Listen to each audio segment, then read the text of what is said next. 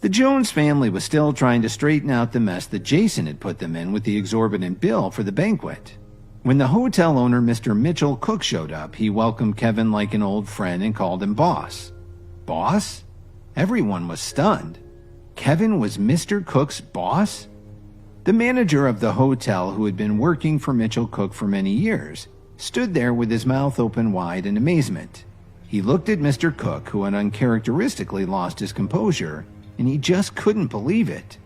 Was this still the boss who was actually so calm, cool, and collected in front of them? "I'm not your boss anymore, Mr. Cook. Just call me Kevin." When Mr. Cook straightened his back and offered his hand for a more professional greeting, Kevin quickly pulled him back and whispered something in his ear. Life is strange. When Mitchell Cook first walked into the room, Kevin actually saw him, but he wasn't sure what to do. That's why he turned around. To give you some background, when he was a teenager, Kevin saved Mitchell Cook's life. At the time, Cook was running with a bunch of petty criminals. He had a tough reputation, but after a while, he naturally ended up with a few enemies. Cook had been set up by some of these thugs, and they'd beaten him half to death.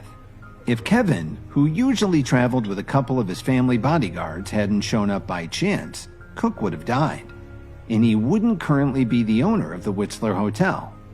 Here's how that happened. Sometime later, Cook wanted to start a business, but he didn't have enough money. It was Kevin who provided him with almost $100,000, no strings attached, to get his business off the ground. Kevin was shocked to see how his friend Mitch, as he called him, had been able to meet with such great success after just 6 or 7 years. After Cook got the money from Kevin, he cut all his ties with the area, mainly to get away from his enemies and have a clean start. He went to Chicago alone and started from scratch. Finally, he built the enormous and very luxurious Whistler Hotel in Chicago. Cook really wanted to track Kevin down to thank him, but he was worried that he would bring trouble to Kevin and his family.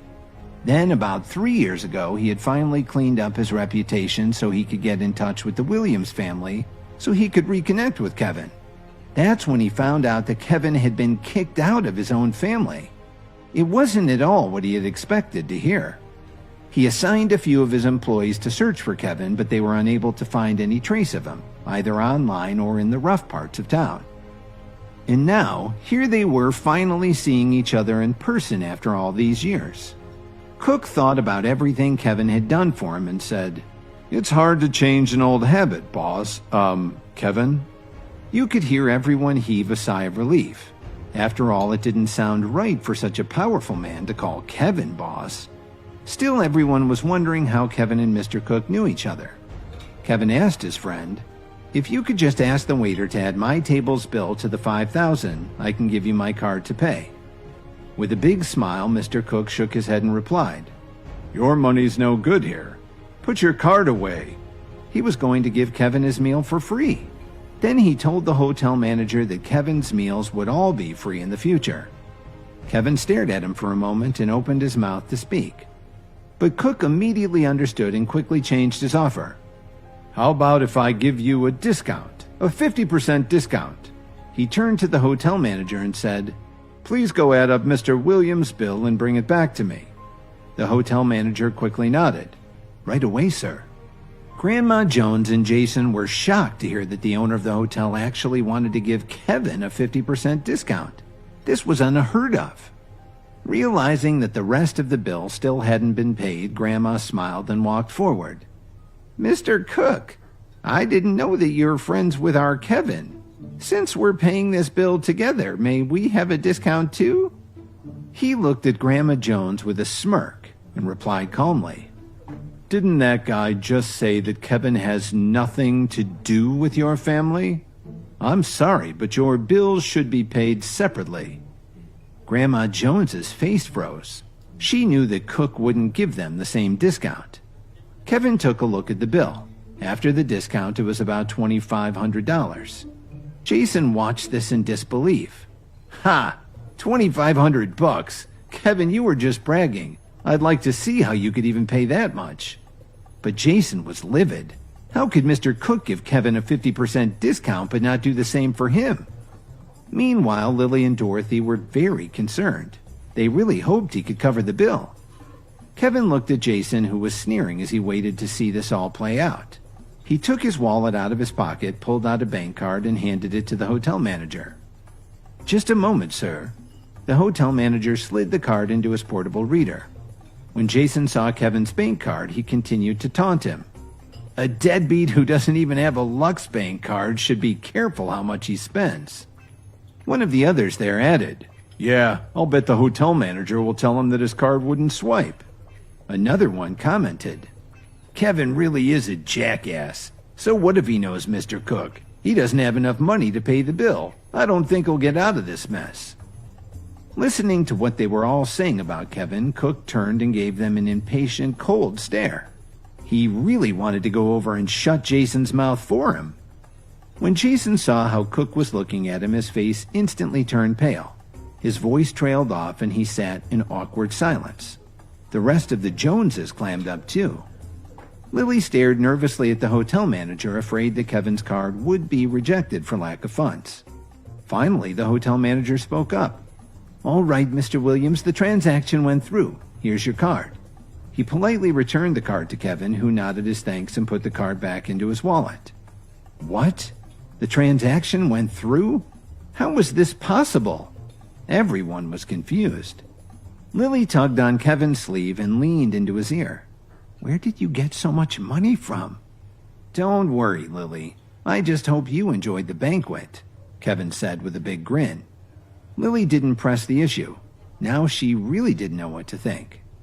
Kevin thought for a second and said to her quietly, "I have something I need to do later. You and Dorothy can go home first. You don't have to wait for me.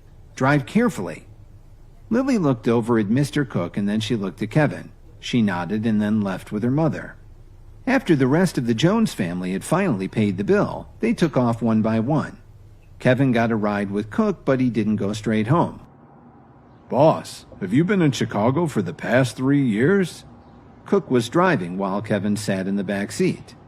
Looking at the view outside the window, Kevin responded, "Yeah, about 2.5 years. What about you? Have you been in Chicago all this time?" Cook laughed. "That's right. When you told me it would be easier to get a fresh start if I moved, it sounded like a good idea. A friend of mine was living in Chicago, so I decided to come here. It was tough at first, but I've done okay. I hope you're not disappointed." "You've done an amazing job. I never imagined you were the owner of the Whistler Hotel. I was right to believe in you. Also, I told you not to call me boss. Just call me Kevin. We know each other too well." Kevin looked at Cook, who was still excited. He just smiled and shook his head. Cook kept his eyes on the road. "All right, and you just call me whatever you want." Seeing that they'd been driving for a while, Kevin asked casually, "By the way, where are you taking me?" "Do you remember Adriana Wright? A couple of years ago, I accidentally found out that she was also looking for you, so I met with her.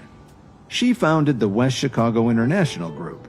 I just told her about meeting you in my hotel, and she was really happy about it. We talked it over and decided to surprise you."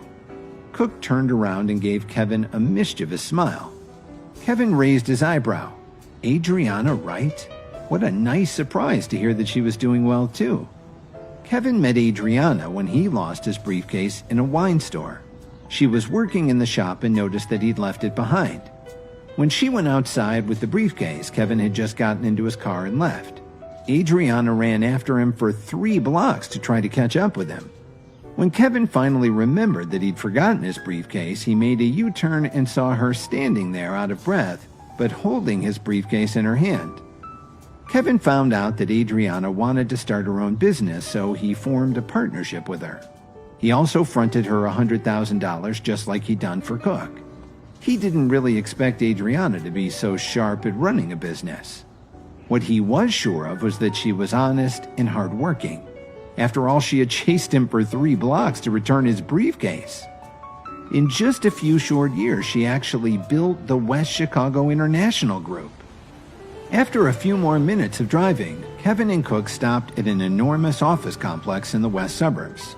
They got out of the car together and walked into the headquarters of the West Chicago International Group, which was tastefully designed in a blend of modern glass and Greek architecture.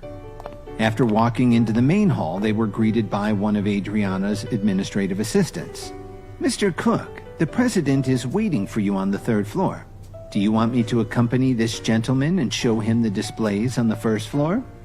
It was a very kind offer, but Cook just shook his head no and answered, "No need. Mr. Williams can take a look around by himself. It will make him a little uncomfortable if you follow him." Kevin quickly agreed. "Yes, you don't need to follow me. I'll go and take a look for myself. You guys can go and do what you want." "Kevin, you can visit the place as you wish. These things in the hall are new products that have just been released. You can take some back for your wife if you want. She should like that."